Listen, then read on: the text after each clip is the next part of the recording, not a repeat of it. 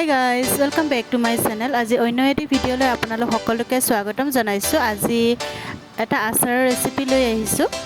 তো মইনো ৰেচিপিটো কেনেকৈ বনালোঁ ভিডিঅ'টো প্ৰথমৰ পৰা শেষলৈ চাই থাকিব। আচাৰটো বনাবৰ কাৰণে আদা, নহৰু, জলকীয়া মই এনেকৈ ধুনীয়াকৈ ধুই কিনে শুকাই লৈছোঁ। জলকীয়া মই পকা জলকীয়া লৈছোঁ। মই অলপ বেছিকৈ বনাইছোঁ, তাৰমানে তাৰ কাৰণে পৰিমাণটো অলপ বেছি হৈছে। আপোনালোকে প্ৰথমতে কমকৈ বনাই চাব। আৰু ইফালে মই নেমু কাটি লৈছোঁ, এনেকৈ সৰু সৰুকৈ। এয়া গোল নেমু লৈছোঁ।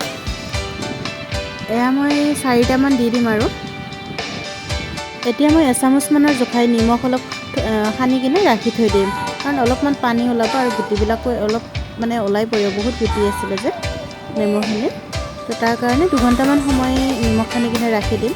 তো এই আচাৰটো টেঙা, জলকীয়া ধুনীয়া এটা সোৱাদ আহিব। তো তাৰ কাৰণে আপোনালোকে ফাৰ্ষ্ট টাইম অলপমান বনাই চাব।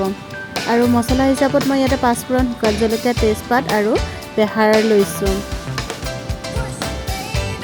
এইখিনি মই ফাৰ্ষ্ট টাইম গৰম কৰি ল'ম। আৰু 2 চামুচমানৰ জোখাই বেহাৰ লৈছোঁ আৰু 5 ফুৰণ অলপ বেছিকৈ লৈছোঁ। ইয়াত আৰু বেলেগ মছলা ব্যৱহাৰ নকৰোঁ। এইখিনি মই অলপমান গৰম কৰি ল'ম।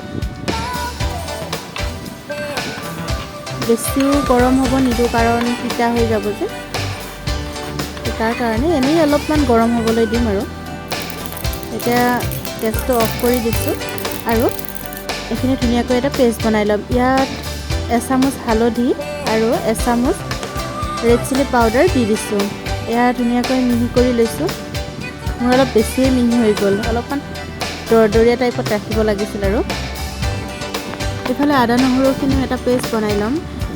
বেছি মিহি নকৰোঁ। আপোনালোকে যদি এনেকৈ গোটাই গোটাই বনাব বিচাৰে, এনেকৈ বনাব পাৰিব।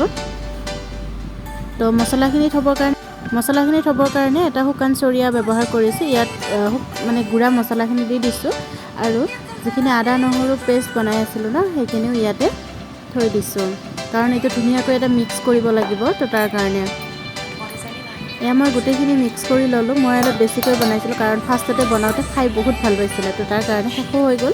আৰু ইফালে মিঠাতেল গৰম কৰিছোঁ আৰু নেমুখিনিও ধুনীয়াকৈ অলপমান পানী এৰিছে। আৰু তো এইখিনিও মছলাখিনিৰ লগতে এড কৰি দিম।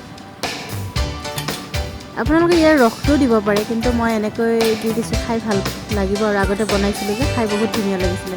তো ইয়াতে গৰম তেলখিনি ঢালি দিলোঁ আৰু ধুনীয়াকৈ মিক্স কৰি ল'ম।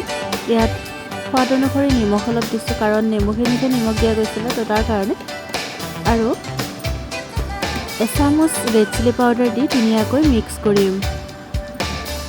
এইটো আপোনালোকে এবাৰমান বনাই খাই চাব আৰু তলত কমেণ্ট কৰি জনাবচোন। সঁচাই বহুত ধুনীয়া লাগে খাই। এইটো ভাত আৰু ৰুটিৰ লগতো ধুনীয়া লাগে খাবলৈ। যিটো আমাৰ কিনা আচাৰ হয় ন, এইটো একেবাৰে পাত্তা নাপায়। তো এই আচাৰটো মই মামী আৰু আমাৰ অঞ্জুবাৰ কাৰণে ফৰৱাৰ্ড কৰিছোঁ।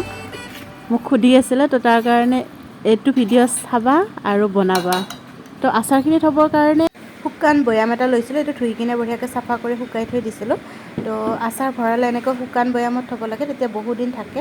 আৰু মোৰ ভৰোৱা হৈ গ'ল। আৰু ইয়াতে তেল অলপ কম হোৱা যেন পালোঁ, তো অলপ বেছিকৈ তেল দি দিলোঁ, আকৌ গৰম কৰি কিনে এনেকৈ 15-20 দিনমান ৰ'দত দি কিনে তাৰপিছতে খাবলৈ বহুত টেষ্টি হয়।